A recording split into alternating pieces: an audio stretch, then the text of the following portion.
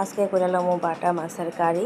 তো এখানে বড় আরও লই আছে আরেক পদ মাছ, ট্যাংরা মাছ। তো ট্যাংরা মাছটি কাইটটা ধুইয়া রাখা দিব।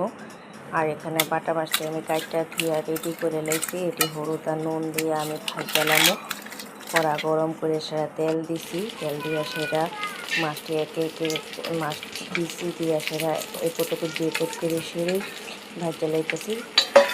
ভাজতে সেরা এটি আমি নামাই নিমো। এখানে নামাই নিয়ে আবার কড়ার মধ্যে একটু তেল দিয়ালাম, দিয়া ফোড়ন দিয়ে লাইছি তেজপাতা, পেঁয়াজ, পেস্ট, রসুন বাটা, আদা বাটা, নুন, হলুদ, ধনিয়ার গুঁড়া দিয়া সেটা আমি এটা কষামো ভালো করে। সেটা কষা করে মশলাটা আমার কষিয়ে গেছে, একটু জল দিয়ে ভালো করে কষাইছি। টমেটো পেস্টও দিচ্ছি, সঙ্গে আমি মাছটিও দিয়ে নিচ্ছি যাতে মাছের মধ্যে মশলাটি যায়।